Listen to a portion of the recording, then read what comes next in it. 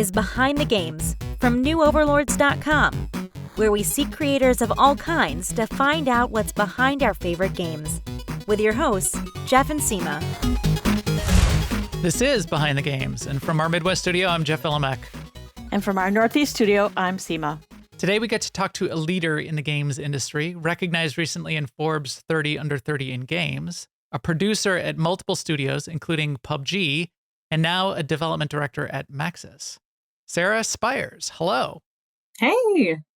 Hey, we are really glad to have you today.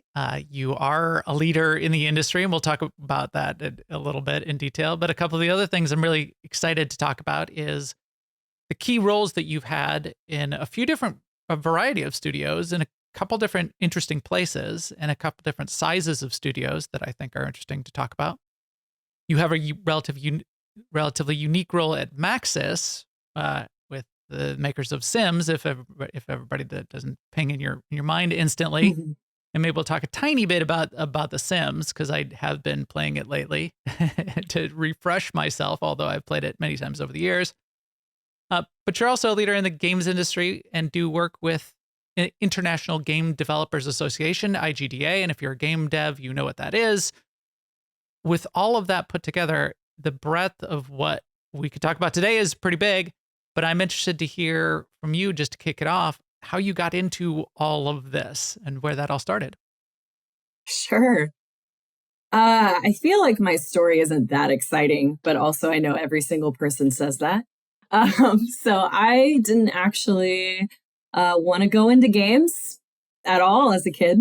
I wanted to be a novelist, and in retrospect, I wanted to write stuff that was very similar to, which is essentially like the very typical CW teen drama show. So think like Riverdale and Sabrina, and I guess maybe that's good. I didn't do that. I don't know. I enjoy it, but I wanted to be a novelist. I wanted to live in a cabin in North Carolina and do my writer things and not talk to people. And I went to a college called Emerson College in Boston, Massachusetts, that had a really lovely writing program. And while I was there, very quickly realized that, one, I was not nearly as good as my peers when it came to writing. And two, I didn't want to work that hard to be as good as them. And then three, I actually really got along with a lot of folks in our visual media arts department, which for folks who are not familiar with film schools, it was like the film people, the animation folks, the experimental audio people. I hung out with them a lot, and I had a really good friend look at me and say, why don't you make games? Like, why don't you write for games? And I decided to pursue that. And in the course of doing that, I actually switched into game production. I worked at a couple of like tech startup research lab places in kind of general production assistant-y capacities. And I went through an apprenticeship with a company called Mass Digi here in New England, and then started working at different game studios after I graduated. It took maybe about 6 months to find a job, almost. Yeah, 6 months. I did a lot of unpaid work, but my first, I guess, job that was paid was with a company called Airplay Inc. And we did interactive audio dramas on Amazon and Google devices. And from there, I worked in educational games, at filming games. Then I was at an indie studio called Dry Dock. Then I moved to PUBG, and then now I'm at Maxis. It is interesting to always hear how people sort of get from place to place and where they start out as. And I certainly sympathize with thinking you want to do one thing and ended up doing another, as I think everybody does to some degree. You think you're going to go one direction, you go another. In fact, mine switched multiple times. I was always into development, and I was always a developer, and then decided that that's not what I wanted to do by the time I got to college. I was like, I'm not going to be a developer, just sitting in a dark room and eating pizza and writing code all day. So I got a degree in electrical engineering, and by the time I was halfway done with the degree, in fact, I graduated a little bit early with the electrical engineering degree. I decided, no, I really do want to be a developer. And now I'm not going to have a degree in development, but back then, in the early 90s, it wasn't really necessary.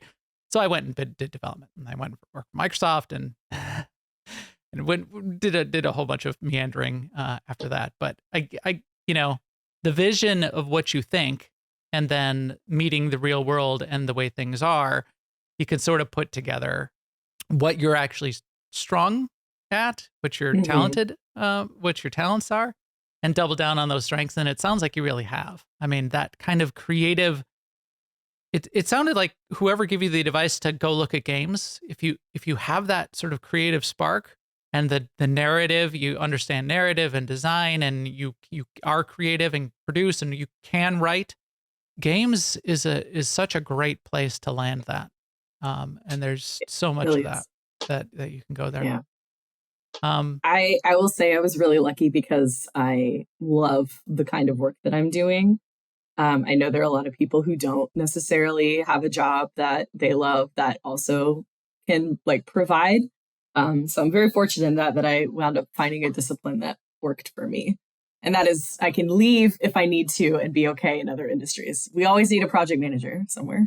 Right. So that's really, really interesting to me too, the point that you started out writing, which I think of as creative, and made the transition to project management, which is creative problem solving, but it's not creative in the same way that we think of it.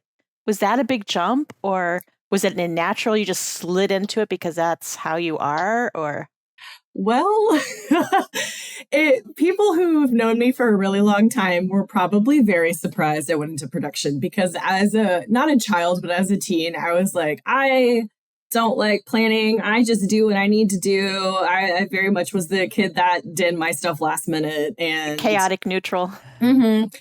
And when I wanted to be a writer, it was like, I wanted to be a writer, and then I wanted to be a writer in games. And then I had someone sit me down at an internship and say, you would make a really good producer. I got really mad at that, by the way. I was like, why would you make me you're making me the team mom. I hate that. And that's a very problematic perspective in itself, but I was really upset about it. And then he was right.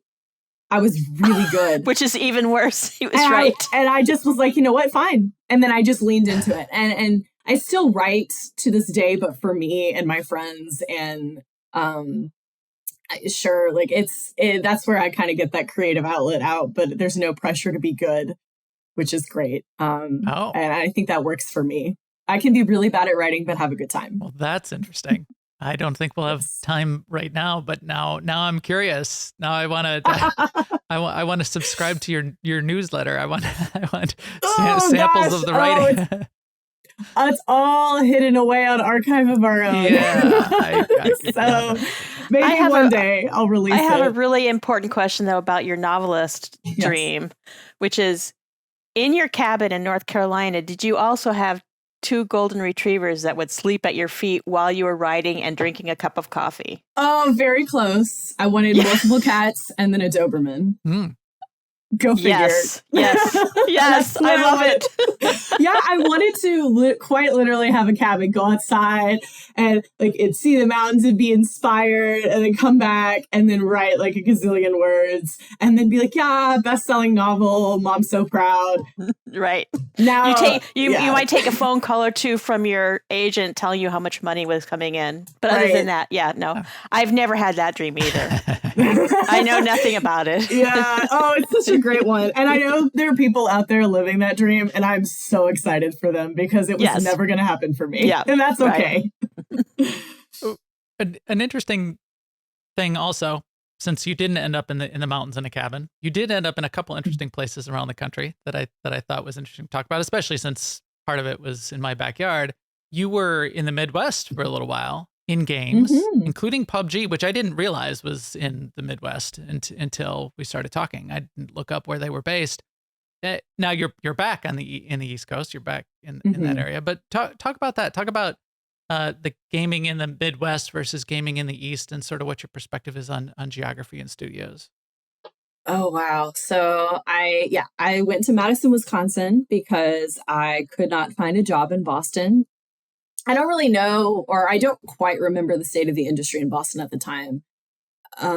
My guess is that I was newly graduated. I had like a short contract gig under my belt. I actually had a really, really good resume portfolio, I think, for a college graduate, but I think I wasn't really equipped to talk about myself back then. And I think a lot of the studios that I was interested in Boston just didn't have the ability to take on junior talent, which is a whole other thing in the games industry right now. But I applied to a studio called Filament Games, and I did it. I remember over Thanksgiving break.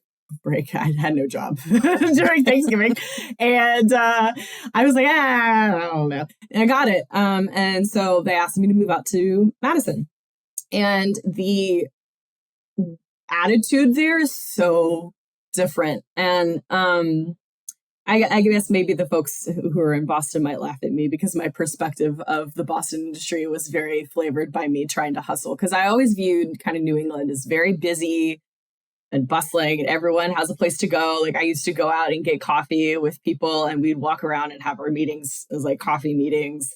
And it was very focused on building up a career and being successful in that and having a personal brand. And again, I feel like there's some people in Boston who are like, what is she even talking about? But that's how it was for me. And then when I went to Madison, everyone's like, yeah, I have a family. Don't want to hang out. Bye. And I was like, what? You don't want to go out after work? And the work-life balance was very different. Not to say that they aren't working really, really hard. It's just the priorities of folks were different. There wasn't a huge emphasis on like, what do you do and how important are you in that role? People were really interested in just like living life. And I think both perspectives are fine, not to demonize Boston. I certainly thrive better here. I've learned that, but it was very different. And just the way people function were different. Also, I will say I love the folks in Madison, and they need to give themselves more credit, because someone said a comment to me, which is, I feel like we're not to the same caliber as folks on the coast. And I can assure you that's not true. Right. Yeah, people are incredibly talented and they're just overlooked because they live in Wisconsin. Like, truthfully, that's my perspective. I met some of the most talented people I know who are just in Wisconsin, and they're happy to stay there and they don't want to move to California. Anyway, I'm rambling, but it was different. And then I got to enjoy living in a city where I could go outside and not see people during a pandemic, and I could actually go do things relatively safely. I mostly stayed inside, but it was a very chill place to be. And the community there was really focused on just being happy. Versus, again, when I was in Boston, not that people don't want to be happy here. I just think there's a lot more going on, and there's just a very different perspective when you have a lot more resources and availability around you. And so I felt a lot of pressure to buy into what I was told was the hustle culture of New England. Yeah. Okay. Yeah. I think if anyone's thinking about games or the games industry or careers in general, don't overlook this perspective. Yeah. There are the Midwest has a ton of great stuff. Yeah. And not it's just probably the Midwest, not just the Midwest. The Southwest, the Southeast, the South. I mean, don't just look at the coast. Don't just look at the, Silicon Valley. If you want to get into tech, you have to go to Silicon Valley. That's not the case. I would not be at Maxis if I had not gone to Madison. I'm absolutely certain of that. And what I mean by that is it can be very difficult to go from indie to AAA, especially when you are not super senior. And part of the reason why I was able to make that transition was because PUBG was in Madison, Wisconsin, and they are AA, AAA. We can argue about that, but it wasn't indie. And they really needed talent. And one of the problems they had was they couldn't attract talent from the coast to come into the Midwest. Yeah. And so they had to look around and see who was available. And I was available. And so I was able to actually snag an interview, talk to people, do really well, and get in. And that was kind of my entry point. And I think that there's such a huge emphasis on like success is going to Blizzard after you graduate, or Riot, or whatever company. But sometimes you got to find creative ways to get in through that way. And actually going to cities where you are the big fish in the small pond can be very helpful in getting to the actual big companies, like truthfully. Or you may find that you don't care. Yeah. I'm hearing a theme when you talk about your shifts and how you grew, which is that you were open. You were open to doing project management even though you didn't want to. You were open to going to the Midwest. They weren't your first choice possibly, but they turned out to be great decisions. So maybe there's a lesson there. I mean, but my mother instilled something in me, which was if you want it, because I would complain about going to Boston or going to Wisconsin. It's so cold, Mom. She goes, if you want it, you will deal with the cold. And you got to be open, because sometimes these opportunities are not going to be 100% exactly what you want all the time. If you are able to survive and it is safe, then like, why not? Yeah. So plus, that's kind of how I've plus operated. maybe you'll end up liking it. I mean, I Yep. grew up, I've lived my whole life in the Midwest pretty much. I've traveled everywhere else. I've worked at a lot of places. I like the Midwest. You get 4 seasons. You get you get beautiful countryside. If you like to be outdoors, there's so much that's available. So that's really cool. Oh, the outdoors were great. I will say summers in Wisconsin were amazing. Right. They were beautiful and not boiling hot. I grew up in the South, so this was so nice for me. And the cold wasn't that bad either. New England cold is like super gray and rainy, but Madison was so sunny. So It was really great. My seasonal depression went away. It was great. I was very happy out there. We'll see how I fare now. But I mean, cold and rainy, I would say yes for Boston, but not for all of New England. That's true. That's true. Boston specifically, which is where I am. We'll see how I fare. So cold in Boston. But it's a wet cold. Yep. So then, but yeah, then you did end up at Maxis. So let's talk for just a little bit about The Sims. Sure. Because I bet that was a draw. I mean, you bet you were familiar with The Sims.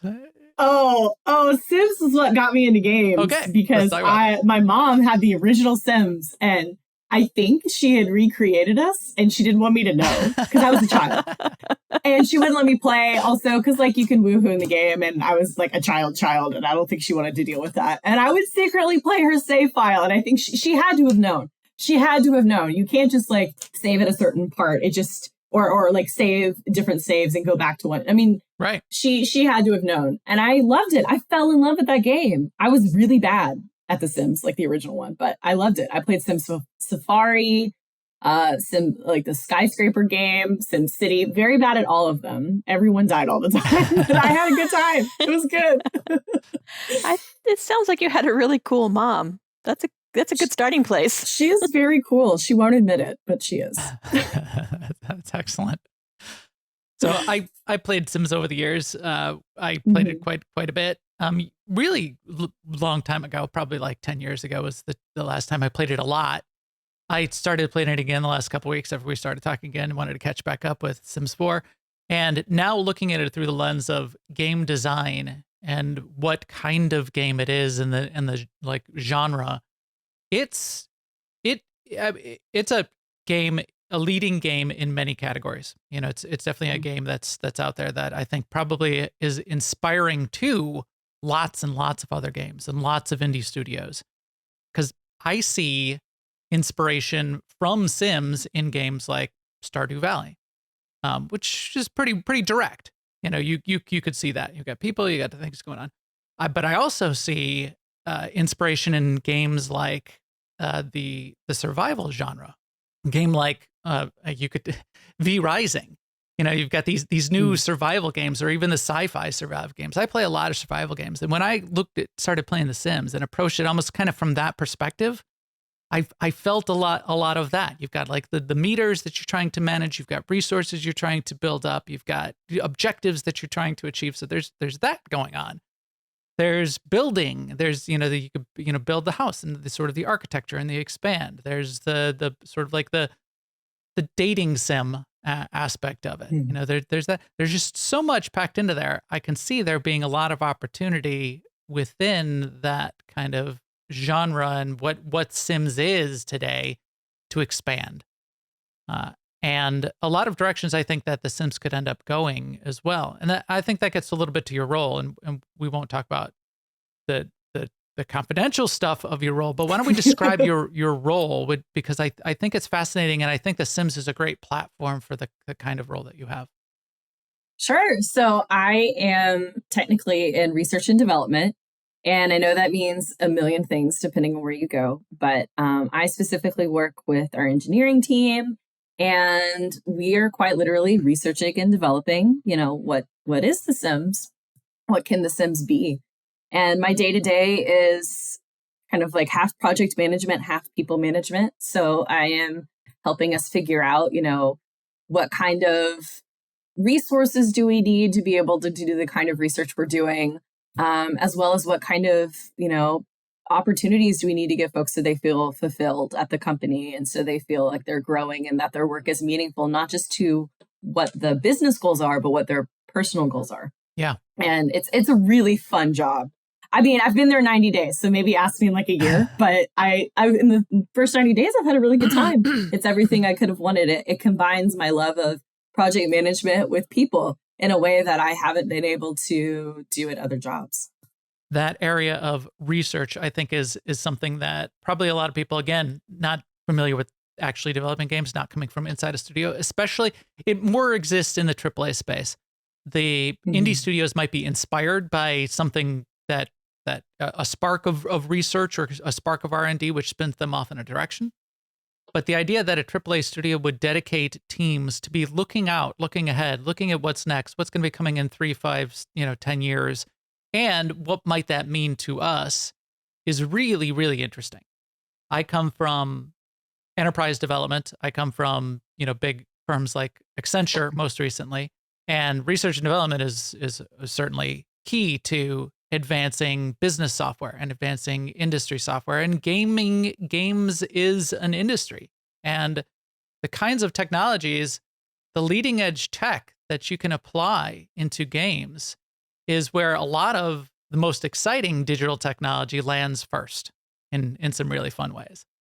So I love this idea. And if I was going to get into to join a AAA studio, I might trend in this direction, and it fits very well with my career. Obviously, I was in innovation and R&D, but to think about being able to ask that question of what is interesting right now, what's next, where is AR, VR, mixed reality, where is 10 years from now, where might quantum computing bring us? These are really wild out there, horizon 3, 4 questions. But to apply that then to say, and what might that do to the Sims? What might that provide the opportunity for us to be? That's pretty interesting. So it's got to be exciting, I would imagine. Oh, it is. It really, really is. I mean, I'm not involved in kind of the creative aspect of things, but I do get to work with our designers and whatnot. And it is just so much fun to see how they're thinking about, like what's next. Also, like this is something that everyone's thinking of, regardless of, what studio they're at, is like, how do you make games for a completely new generation of people that play games very differently? Something I didn't really realize that until my cousin had her son, and the way he approached games was so different than me. And I'm just like, how do I even, compare? Because I'm so used to like the solo adventure stuff, and he's there being super collaborative with his friends, playing all these games together. And I'm just like, I'm very like, I just like to play on my own thing. Maybe I'll play a game of Jackbox. But yeah, I'm used to like solo RPG. Like I was a huge Dragon Age fan. So like that's kind of my approach. So yeah, it's really exciting work. And I have always wanted to work in R&D. It's been on my like job bucket list. So this has been a fun opportunity to dive into that and see how that differs from typical like game development. This kind of leadership role that you're in now, it's obviously you've expanded these skills. You come from that creative side. One of the things we've heard, and I'd be interested in your perspective on this as well, is understanding creative, understanding development, understanding the pieces that go into games, and then being sort of a leader across those. That's really key to leading that kind of team. Right. Being able to speak all those different languages. Do you find that to be the case, and putting those skills to use, communicating with those people? Yeah, I mean, this is definitely one of those roles where you do have to kind of understand a little bit of what everyone is talking about. So of course I understand, what narrative folks talk about, and by extension design, because I kind of dabbled with that. And I've really had to learn how to work with and communicate with engineers. And I did that actually at PUBG. And it's just because I think that I approach from a very abstract creative perspective. Not that engineers are not creative, but it's just very different because the things that they're focused on, I feel like are things that I didn't fully understand. Like if someone comes to me and talks to me about some very intense code, I'm just like, look, give me like what you would tell your 5-year-old child, and I will advocate for you and I will help you in any way I can. But I'm not an expert by any means. But being able to have those conversations and admit when you don't fully understand stuff, and then being able to tell people who definitely don't understand what some other person is trying to say. Like, that's basically what I do, is I try to make sure everyone understands what we are building and why it's important, and how we can be helpful for one another. I think that you don't have to be an expert in every single discipline. I think there's this feeling that we get where we feel like we have to be competent in something in order to be able to talk about it. Long as you are willing to learn and make mistakes, I think it's fine. Truthfully, like, I'm never going to be a master engineer. It's never going to happen.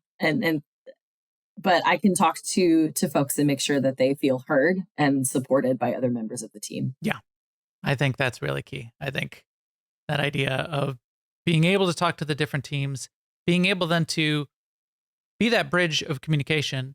And I would imagine from your role, and maybe you could talk a little bit about this, and then be the broker between where resources get applied, what decisions that are getting made, and the trade-offs, the kind of trade-offs that need to happen in any kind of project management across any of the projects you worked on. How do you approach kind of like making those trade-offs of here's a really cool idea, but it's going to take us an extra 10 years to build it. Here's a really cool idea, or here's a not so cool idea, but it's a shortcut, but it'll get us done and get a product out the door.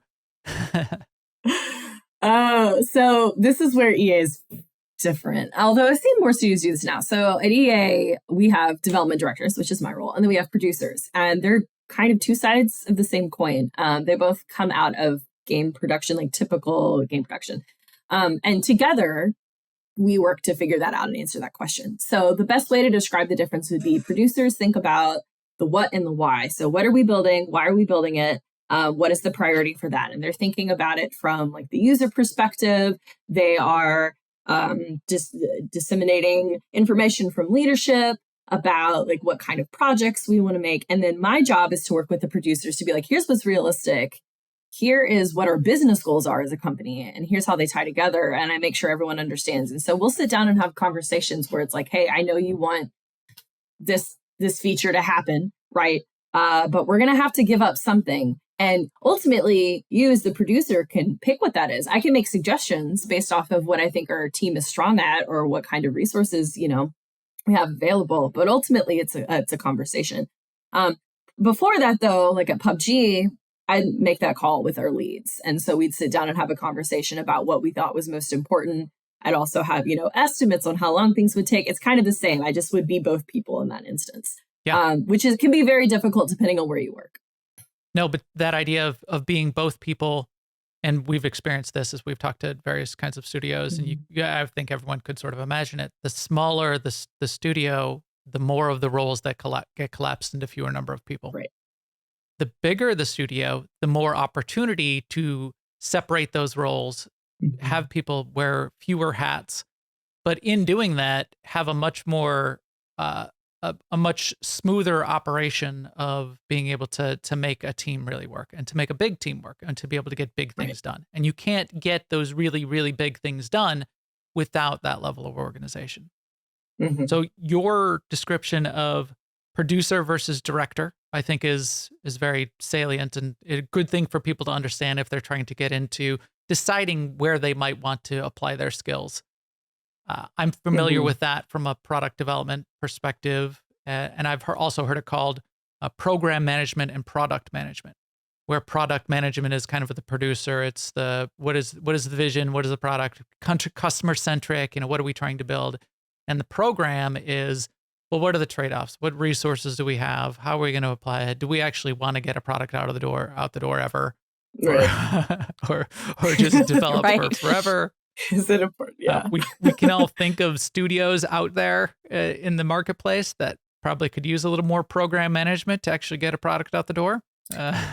Yeah, they're overlooked. We're always told we're the no people. And I'm like, we're not the no people. We are the people that create, hopefully, a sane working environment. Like that's our job, is to make sure that you go home and you're able to do whatever you want to do, and you can have vacations and you can feel fulfilled. And that, what is it? My boss says you work to live, not live to work. Yeah. And that's really what program managers are trying to, do is help you have a life. Right. That's how I think about it. I think every industry needs that. Really. Yeah. Yeah. I agree. Well, since you brought up the idea of the sane workplace, when you were talking about the difference between working in the Midwest and working in Boston, was that part of it?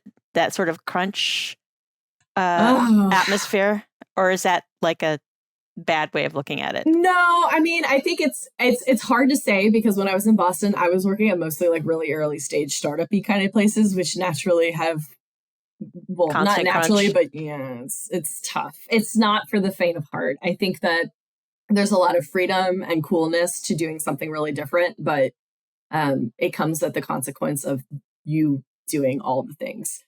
And part of the reason why, I was really excited to go to the Midwest is because Filament, so they're educational games, they're a work for hire studio. And because we have to be able to track and bill time, it was very clear how much you were working or how much people weren't working. And so I could look at, not that I'm advocating for timesheets, I want to make this clear, but I had a timesheet and I could look at it and be like, yep, I got my work done and I feel okay to leave now. Mm-hmm. Like I worked the amount that I was expected.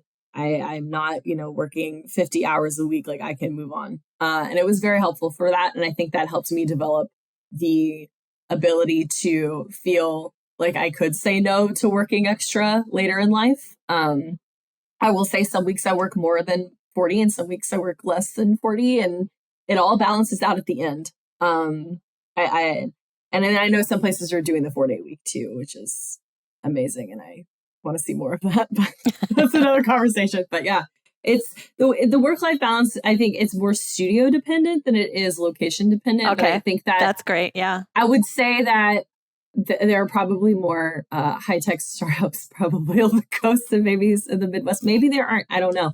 I just wasn't privy to them because the industry in Madison was very small and it was like 6 studios. Yeah. So we knew what we each other were doing at all times. Yeah.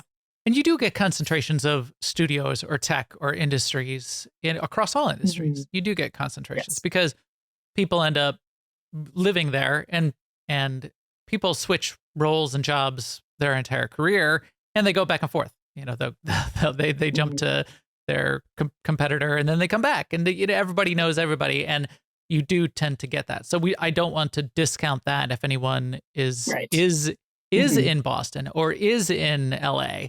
And you do want to work in games and you're in LA thinking you have to leave LA. No, there's a lot of things going on there. No, you don't. Yeah. Right. And I want to say that, because my leaving Boston was mostly because of a weird combination of things. And that doesn't mean that you're going to also have to leave. I think there's a lot of students who have a lot of anxiety that they're going to have to leave. You don't have to. I just think that you might have to adjust your expectations of what success is. Because we are fed this idea that if you do not work at big studio or you don't get $1 million in funding or whatever for your startup, you're a failure. And that's not true. It just is what we're told is success. But the moment you stop listening to that is, I think, when you're going to be happy. That was the case for me. Yeah. Okay. You've worked. This doesn't fit in my mind. PUBG versus Sims and the stuff you did before there. And my vision, I've played PUBG plenty, but my vision of PUBG is it's like a violent, it's like Lord of the Flies, right? Versus Sims. Well, I guess, depending on how you arrange your Sims life, it could be relatively Lord of the Flies. I guess it could be pretty violent. You could do the no ladder in the pool scenario. But it's not a bunch of like naked dudes picking up sticks and poking each other on a constant basis. That's true. And maybe you need that expansion for which I love all those expansion packs in Sims. So we should mention those too. Yes. But how did you reconcile that? And and where you worked before that was like cozy games and educational games, and then it's like PUBG, and then yeah, it is definitely like the one weird thing. To my credit, when I was at Earplay, we worked on a game called Mr. Robot, which was based off of the TV show. It's the Daily 5-9. So that was kind of gritty, but I mean, really, truly, you're right. Most of my games have been like cozy and like very focused on like creative play, whatever. So 2 things. One, you don't have a lot of options in Madison, and I wasn't really ready to leave at the time. So for folks who are not as familiar, you've got Raven, which is Call of Duty. You've got Lost Boys, and they do partner development with other AAA studios. You've got Filament, you've got Purblue, which is, I think, Disney Mobile. PUBG, and then you have Roundhouse.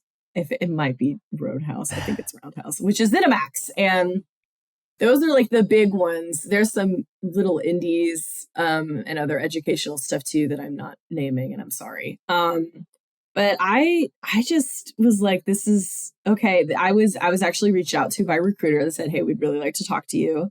And I thought, this is bizarre. Because I worked on a little mobile game called Wildflowers that recently came out on, I'm going to shell it for a second. Recently came out on the arcade, and it's going to be out on, I believe, PC and Switch in late September. And it looks great too. I've seen it. It looks amazing. It's one of those cozy games. Kind of like 3D, but like Stardew Valley-ish, but with like a little bit of magic mixed in. Yes. Yeah. Yeah. By the way, that studio is led by the former senior producer for Sims Free Play. Okay. All right. So there you go. Going back to that. Yeah. Everything connects back together. It does. It actually does, at least for me. But yeah, so I honestly, and I think the folks at PUBG know this, when they reached out to me and I interviewed, I was like, no, like, this is so strange. I'm not even going to play it. Right. And so I interviewed, and I actually found out that I really liked the people. Mm-hmm. And I was offered the job. I said yes. And then I realized the people that make PUBG in Madison are not what I thought at all. Because I've been told, in your career, you're going to work on a match 3 or a shooter, pick one. And I was like, well, I guess this is it. The folks at PUBG were really nice. I had a bunch of friends. We'd go get bubble tea together, and we would have like soap making classes and like, this is fascinating.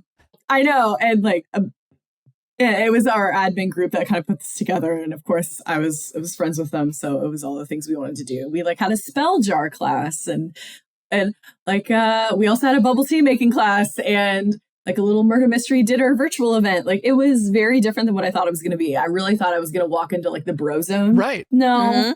Yeah. No, maybe I just didn't go to that side of the office, but no one made me feel bad at all. I mean, I'm really lucky in general that I've avoided a lot of garbage. But yeah, folks were just like, they were just chill. They wanted to do their thing. They would go out and have, fun together occasionally. Like maybe we'd go rock climbing or something, but it was never like, yeah, guns, that. No, people just wanted to make good stuff. And I think that part of that was because a lot of the sentiment online was that we didn't care about the game. And I can tell you that's not true at all.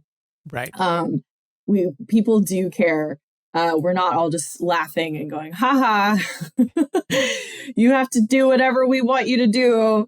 We really did care. And the folks were very kind. So it was strange. I say give it a shot. I mean, if you're thinking of joining a shooter, but you don't know which one to join, I highly would recommend the PUBG team because they're so nice.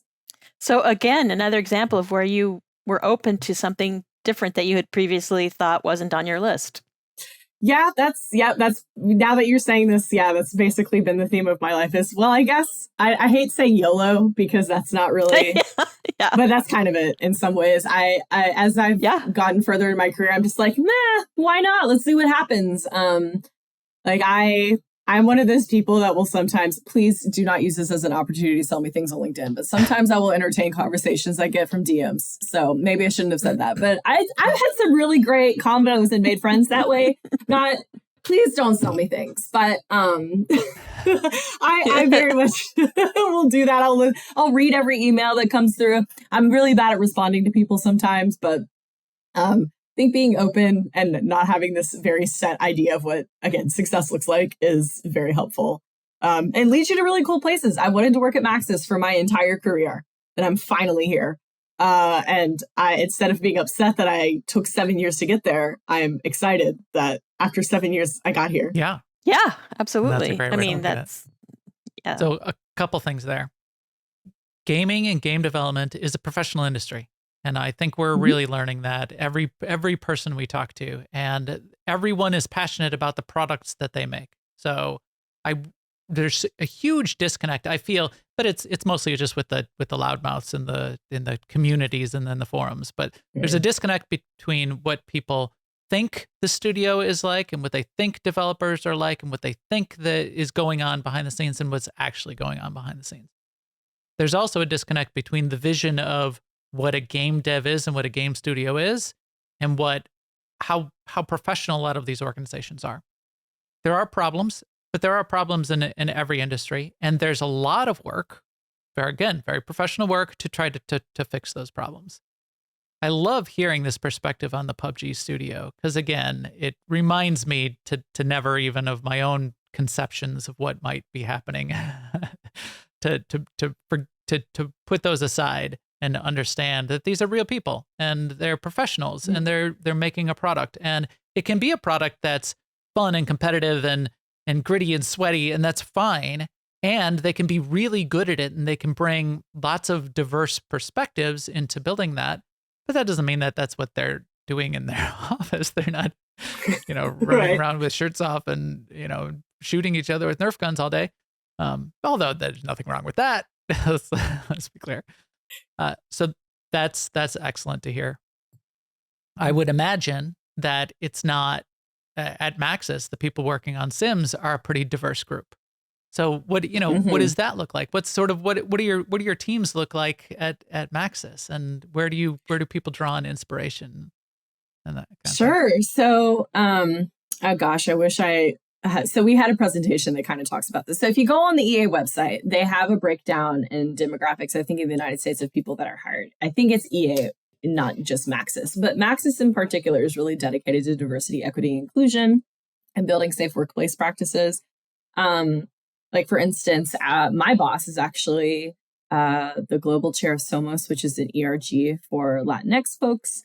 And a lot of the work that he does directly impacts, the projects and the teams that we're working on. Let's see. This is like a big question. I think the folks who are drawn to Maxis are typically folks who are really interested in creating these spaces that are really positive for people. Because if you've seen in the news, like The Sims 4, TS4, as you'll hear me call it, has done a lot of work to try and create a more inclusive experience for folks. Because like this is how people, figure out who they want to be. Like I played Sims through university before I went to college to try and suss out how I felt about university. People are discovering their gender identities. They're figuring out, the sexualities, how they want to interact with people. They're living lives that they couldn't live. And I think a lot of us who are working on the project are really who are into that or experience that ourselves. Like part of the reason why I wanted to be on The Sims was because The Sims got me through a lot of really rough times in my life and let me help figure out how I wanted to navigate difficult situations. And I could be a writer in The Sims. So I will. My characters are always writers. That's how it is. Writers or painters, because painters, that's how you make money. I have all the tips. It's very easy to paint and make money. By the way, the key is to make a tiny house and then up your skills that way. But anyway, good to know. Yeah.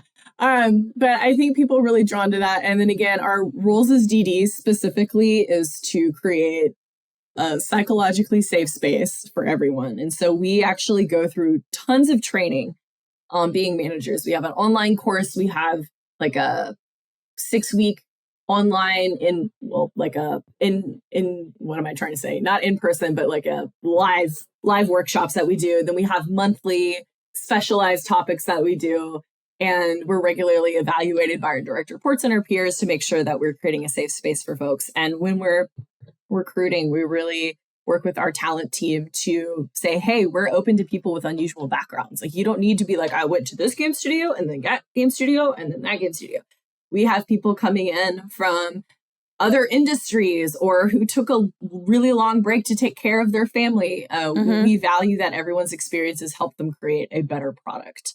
And that was something I really drilled down on in my interviews. I was like, do y'all care? Like, how do you care? Show me how you care. And my boss did a great job answering, which is why I'm there. That is awesome. Yes. Yeah, I saw that on the Maxis website, that the value that they put on what was your road to get where you are today. Yeah.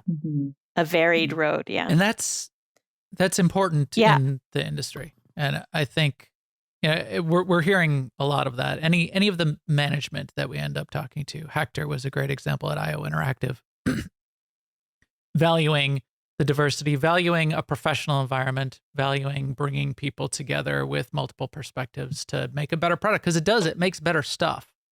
And people do need to realize that. I think I need to change my perspective here. I think I can share this with you for just a sec. I'll put a picture in the YouTube video for people that are looking at this. But this is what I've created so far. This is going to be his Sims character. Oh, okay. So I don't know if you can see this. I don't know how well it's showing I see. up. Oh, there we go. Oh, So this is got some base pack. This is a dude, and he's a tech guy, and he spends his day doing a little software development, and then he goes for a run, and it's me. It's too much me. And in fact, it gives me anxiety because like this dude is like me, but like he works a little bit harder than I work. More successful. He's slightly more successful than I am. But he's exactly kind of looks like me. He does the things that I do. So I gotta do something else. I think I gotta like, as you branch said, out, experiment, branch out. Make a painter. Make a painter. They make if you want to, I feel like I'm the corporate chill right now. If you want to, Sims has something called scenarios for folks who are not familiar with the game, and they give you opportunities to explore the game in different ways. And really, they introduce mechanics. You can also do different challenges. So the challenge that I like to play is called the Legacy Challenge. It's very basic. It's you just have a 10-generation family. But I like to make it vicious because that's how I am, where sometimes I will make my Sims duke it out to see who's the best, who's going to carry on the family. It's not great. Darwinism. I will admit that. I'm just like, oh God, no. I mean, what I'll do is I'll just let them live. And then I'll just pick like a random attribute and be like, whoever has this attribute, sure. I try and make it goofy, or I'll recreate book characters or movie characters and like play through their lives. Like, if you're familiar with Natasha Pierre, The Great Comet of 1812, I have recreated the characters from that musical. It's for folks who are not familiar with it. It's like a 70-page part of War and Peace by Leo Tolstoy. But just recreate that and like actually make Anatole be really nice because he was kind of a jerk in the book. Like just stuff like that. It's really fun. And there's a lot of really cool secrets too. And I know a lot of folks don't love that we have a ton of packs, but I will say that what's kind of nice about it is that you can pick and choose what you want. So I'm a build by person. So you're either like a gameplay simulation live mode person, or usually build by creative. And I used to be that. And so I would buy like dream home decorator, maximal decor to the max, country kitchen stuff. And so I have like all the furniture stuff. Nowadays I get all the things, but there's lots of fun ways to play. I mean, that's what's beautiful about a simulation game that's sandbox, is you can do whatever you want. Right. So, and it is very sandbox. And this, again, the challenge modes was a good example of another thing that's a really interesting spin on taking a simulation or a sandbox, but providing an objective or a path that I really, really like in game design. I play a lot of No Man's Sky right now, and No Man's Sky in the past year and a half added these challenge modes. They call them expeditions, and they release them as an event. Here's 6 weeks. You got to do this challenge mode within these 6 weeks. So it's a little different, but that challenge mode within a sort of a more of an open game environment, like what Sims is providing there, and that menu of possible challenge modes to go after it, for those of us that, for anyone that likes a sandbox but would love maybe outside of your core sandbox that you just sort of make your perfect idyllic life, would like the opportunity to sort of like go off in another direction or be inspired to try something else in any game, that's a great mode. That's a great way to do it. So I think that's a brilliant piece of design. Yeah. The TS4 team is super talented, and I love them to death. They don't know who I am, but that's okay. They're great. I'm always in awe of everything they put out, like the werewolf pack that came out. Yeah, it was. That was fun. There's werewolves. There's vampires. Yeah, I saw that. The packs. High school. Yeah. The packs I think are brilliant as well, and because it's such a wide open sandbox and it's a really deep platform, the packs are almost like additional games. So you could have made like 10 Sims games in the past couple of years, but having the platform and then plugging in these packs as sort of like an additional game, a game mode, a new game to go play is a really interesting creative way to think of it slightly differently as well. And to think of it as a platform and not just a game, a single game in a box in a sandbox. Right. And that's relatively unique, I would think. That's true. Yeah. I recognize there are some folks who are kind of upset by it, but the reason I always liked the packs is because you are customizing what your version of The Sims looks like. Like, I think one of the complaints of Sims 3 was the Sims 3 vampires were just everywhere. But if you didn't want them, you didn't have to get the pack. Right. Like that was the thing. And also the modding community is huge too. And there are lots of people that do stuff that way. And you can customize your games that way. I mean, the Sims 4 team makes it so easy. There's quite literally a folder in your game files called mods. You just drag and drop stuff in there. There you go. Yeah. No, I think that's a great way to approach it and really expands what's possible. Okay. So there's that. There's what you've done. And then there's the stuff outside of just the core studio work that you've done. So let's talk about a couple of those things. Let's spend just a couple minutes, because I know you've got an interesting perspective on the Forbes 30 under 30 for 2021. Sarah Spiers, Forbes 30 under 30. Give us your perspective on that, because I thought you had a couple interesting comments on what that is and what that means. So here's the thing about Forbes. Actually, let me start with why I wanted to be on Forbes. So Forbes 30 under 30 is a very interesting award because it is given by technically people who are not in games to people who are in games. And there's multiple lists, by the way, if you're not familiar with it. There's like a social media list. There's like an environment list, agriculture, business. There's just all sorts of stuff. It's just several categories, and each category has 30 people that are under 30 that are heralded as like pioneers and innovators in the industry. Cool. Okay.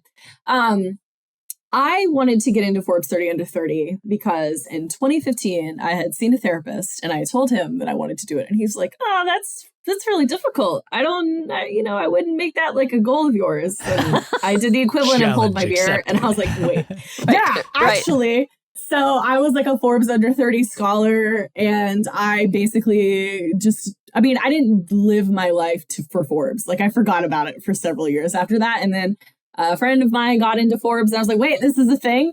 I forgot about this. And then I started applying, and the second time I applied, I got in. I didn't do it because I thought it made me a better game dev. I didn't do it because I thought it meant I was a better person or whatever. I did it because some rando told me no in 2015 and that offended me. But that said, and I know you sort of looked at it as, Forbes is Forbes, and it can be outside the game industry, and it's also it's a very capitalist business. There's aspects of it that are really focused on, are you going to be good at making money? I don't think that's a bad thing. I mean, this is me, and I've lived my life as a in the capitalist system enthusiastically for many decades.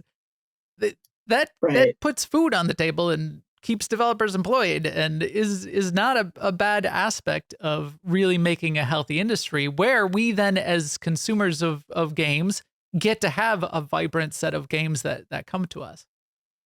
Right. So and that's fair. I for what it's worth, it's fair, because the way I've told it to people is like, this is an award that signifies how well you work in a capitalist system, how much money you can bring in, and that, you're right, that's not bad. I just think that what the games industry needs to realize is that it's not an award that if you don't get, you are not good at games. I think that's the one thing, because I think about this, and I hope Victoria is okay with me saying this, which is Victoria Tran is a community manager or a community director at this point, who's been in the games industry for a long time, and honestly, who has been a huge influence in the way that we manage our communities in games. And I don't know how often she's applied or who's nominated her, but I think it was very telling that when she got on the list after she was on Among Us, which is, by the way, an amazing game, great people, whatever. But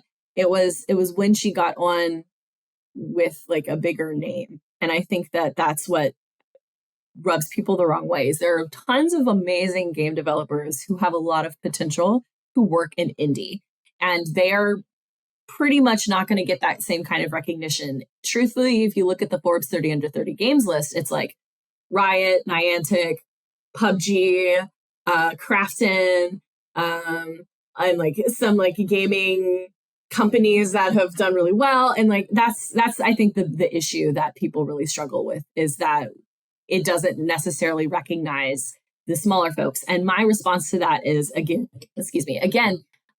this is an awards list created by people who have not heard of those companies and don't understand the ecosystems of the games industry very well. And I think that's why it's like that. And so when I meet people who are like trying to get on the list and land as their absolute goal, I'm just like, don't make that like the end all be all for you. There are actual awards in the games industry that are worth a lot more, that signify your ability to make really good games, that are more important than Forbes. I will say I've gotten a lot of cool opportunities from it, but not in games. Yeah. Usually outside of games, which is fun and different. And Forbes is Forbes. Yeah. I mean, Forbes is Forbes. So that's Forbes is Forbes. Yeah. One other opportunity as we're sort of drawing to a close here that I did want to spend a couple minutes on, which I think is really interesting, is your leadership in IGDA. And again, this is sort of like just outside of the core studio work, where we're getting much closer to helping the gaming community and helping new developers and helping people get into games and connect, so why don't you talk for a second about your experience there? And then I'm interested, I've been connected to IGDA for a little bit now, but I don't have a complete picture of it yet. So I'd be interested in your description. So I, it was 2015, around abouts. I found out about the IGDA Foundation, which is like the nonprofit sister arm of the IGDA. And they had programs that would basically take people to GDC and get you a mentor and introduce you to the games industry. And I thought that was so cool. I applied the first time, didn't get in. And then, of course, got mad and then said, well, now I'm going to get in next year. So I did a bunch of things to try and get in. So I started like a game dev club. I got some internships. I like did stuff with other schools that had game program. Like, I did the whole thing.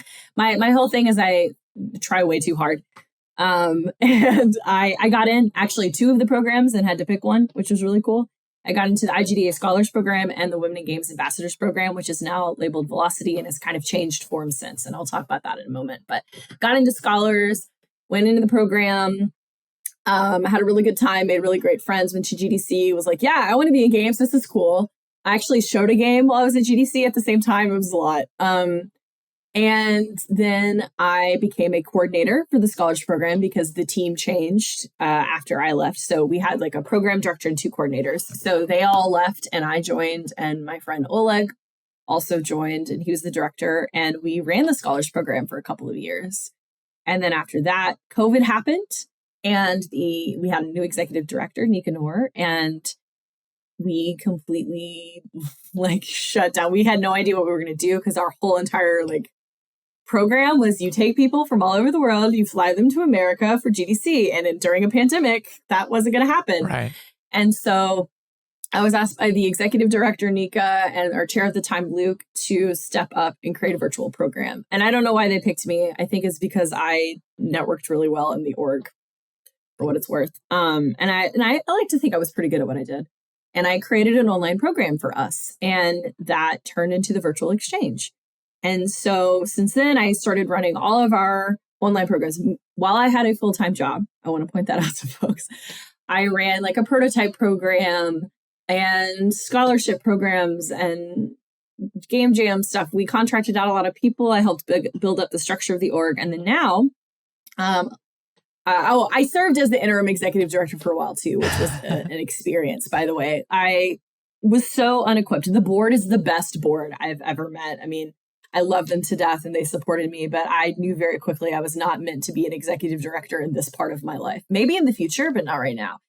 But we hired Alyssa, who's our new executive director, and I adore her. She's great. And I actually took the reins as our director of global development, which is a very fancy way of saying I'm the person who thinks about not just our GDC program and our online program, but what does programming look like at the foundation? How can we reach more people and be more effective and helpful and getting them into games and then helping them stay in games and not burn out? And how do we get them into leadership roles? And that's, again, like just thinking of the strategy of how we want to do that, because that's what I'm really passionate about and what I try and bring to my day job as well. But yeah, I'm kind of the program strategy person now, which is a role that I like a lot more than fundraising, which is what I did. Yeah. Yeah. And again, maybe in the future, but right now, no. So with that in mind, with IGDA out there and these kinds of resources and what you've done with the studios. So say you've got someone who's out of college, a couple years, or maybe on the cusp, maybe finishing up some stuff. So maybe there you've got some advice of what they should do before they finish college. What are a top couple bits of advice you would give to somebody who's trying to get into the gaming industry? Okay. This is going to be advice that some folks may not like, but have a hobby that is not games. And it is not a side hustle. And it is not something that you advertise all the time on Twitter. Like, don't That is do a that. great tip right there. Yeah. It has kept me safe. I will share this with y'all because this does not impact me. So I have a very hard and fast rule that I don't share everything about my life on the internet. But I want to give people an example. So I collect perfume. That is a hobby I have that I don't advertise on the internet. I don't take a picture of every single bottle I buy and invite everyone's opinions into my life because I don't care. Yeah. I like the perfume that I like, and I have it on display in a cabinet right here. I can send a photo if you want. But if you do that, you're not allowed to contact me on LinkedIn and tell me what you think. Don't do that. But I think that it's important for people to develop a full, fulfilling life outside of games, because that's how you avoid getting burned out. And the other thing I would tell people is to stop listening to other people's definitions of success and then decide that is what it means to be successful. Mm-hmm.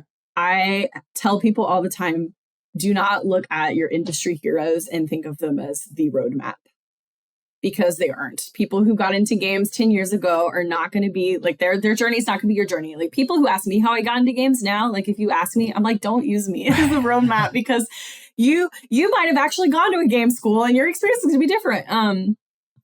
But just be open to different kinds of success. You'll get to be where you'll get to where you need to be at some point.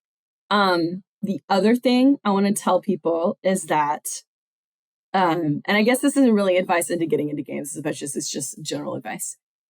If you do not get a games job upon graduating from college, it does not mean you are a failure. Right. Sometimes you need a job to pay the bills. Sometimes you want to be in tech for a little bit, make some money. Like that's totally fine. And if you are making and thinking and talking about games on the side, you are still a game developer. You don't have to be employed at a game studio to be a game developer. Right. Like that is just the weirdest thing to me, that like hobbyists are they can be game developers. You know, everyone, if you were involved in some way with the making of games, you are a game developer. And then the last bit of advice I will give people, just to be a little cheeky, is to stop using the little like indicators of how well you know a skill, like the little graphs or the dots. Stop doing that, please. That's my little cheeky advice. I'm telling you, as a hiring manager, I don't know what 4 out of 5 stars in Adobe Photoshop means. Competency, competency rating. Yeah, I don't know. That's my goofy advice for folks, because people still do it. Stop. Well, yeah. I mean, that happens a lot in a lot of industries. I know. In the tech industry, quite a bit.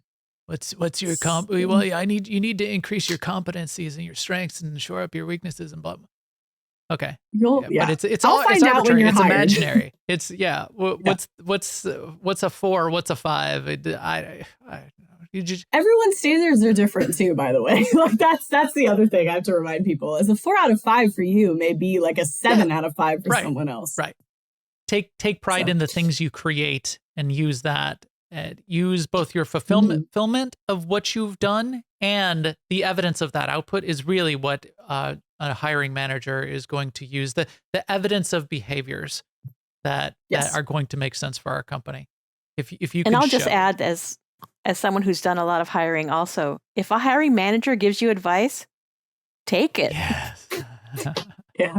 I've certainly not listened before and I've regretted it. But yeah, don't do that. I mean, here's some free advice right here from a hiring manager. I would say, listen. Right. Yes. But yeah, but in all seriousness though, yeah, having hobbies that are not hustles, that again, you don't advertise, like don't listen to other people's versions of success and think they're yours, and just knowing that everyone's journey is different. Like I did not get a job out of college, y'all. And I will tell you, and this is not meant to discourage you, but I had an award, worked at multiple studios, had multiple games out, was really, really good at school, had a really great network. I did all the right things on paper and it didn't work out. And that is not a reflection of me. That is a reflection of the industry. It is totally up to chance. And I am now here where I am, and I'd like to think I am successful. It just didn't happen on day one. It doesn't happen. Sometimes it does for some people, but most of us, it doesn't. So stop thinking if you don't get hired at Riot on day one that you're a failure, because you may get hired at day 7 and you won't be entry level. Now you'll be a director and then it'll be really fun. Right. So yeah, that's how I think about it. I am really glad I got into Maxis now than I did when I first started, because I think that I would have really struggled. Now I've learned all the things that I think I need to learn to be decently successful in this role. And I'm happier that I'm here now. Yeah. So take that as you will. Well, I think that's amazing advice. There's a lot in there that I certainly agree with. And this has been great. I loved the description of what's going on, the sort of the differences between Maxis. I like to hear all about all these Midwest studios. And in fact, I'm going to follow up with some of them. I want to talk to more of these. Good. I think that's really cool. Maybe I'll even take a couple-hour ride up to Madison and visit some of them. That would be amazing. But you have been amazing as well. So I can definitely see why you are effective at what you do. You've got a lot of ability to communicate and put a bunch of ideas together, and are obviously energetic. Yeah. So that's been Sarah, thank you so much for spending your time with us. Yeah. Well, thank you. This was so much fun. I love chatting with people because I feel like, now I work from home and I'm in my little box. And so I miss talking to folks. So this has been really fun and I really enjoyed it. And I hope, the folks who are listening in have also had a good time. And I can't wait to see who you talk to from the Madison studios. They're all fascinating. If you need intro, let me know because they're all great. We'll take you up on that. Yes, that is we excellent. will. That's where we've got some of our best conversations from. So, and I hope we get to stay connected and hear more about what's next and what's next with The Sims and what's next with everything that you've got going on. We say this to many of the people we've talked to, but we will follow your career with great interest. Thank you. Oh, yes. Awesome. Thanks. Okay. Yeah, it'll be good. Yeah. All right. We'll talk to you soon. Sounds good. This has been a New Overlords production. For more, please visit newoverlords.com for video, subscribe and feed links, and other ways to help the show.